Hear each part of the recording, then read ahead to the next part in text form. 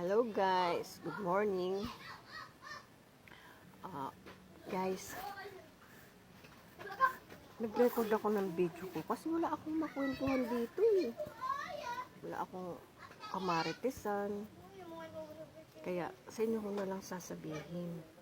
Kasi kanina guys, alam mo, nanggaling ako dun sa kwan. Sa waiting shade. May mga nagkukwentuhan doon. Wow, mga boys, mga cute.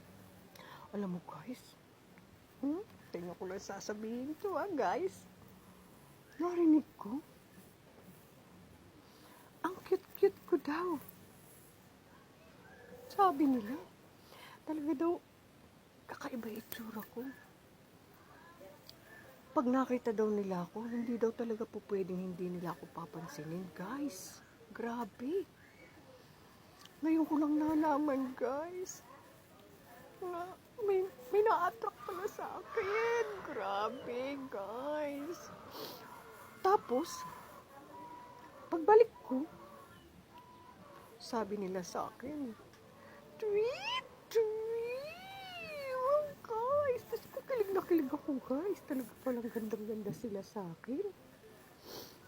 Tapos, nung malayo na ako, siguro, sa sobrang kilig nila, parang may narinig akong nasuka.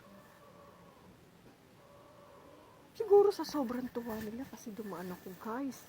Diyos ko, guys. Ngayon ko lang nalaman talaga, guys. Pero atin-atin lang to, guys. Huwag na ipagbibida sa iba. Kasi ayokong malaman nila na maraming humahanga sa akin na maganda pala ako. Kasi alam nyo, guys, hindi ako lumalabas ng tindahan. Dito lang ako. Dahil, alam nyo na, juicy, ganyan. Ayoko nung kada may madadaanan ako mga boys, sasabihin sa akin na, tweet, ganda mo, ate. Od ka. Masyado kong tumatabay puso ko kasi pag lagi ako nakakarinig ganun, guys.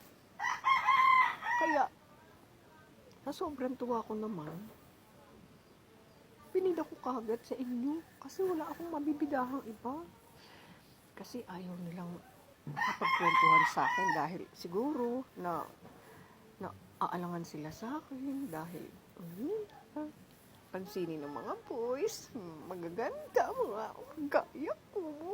Grabe guys, kilig na kilig talaga ako guys nung narinig ko. Promise.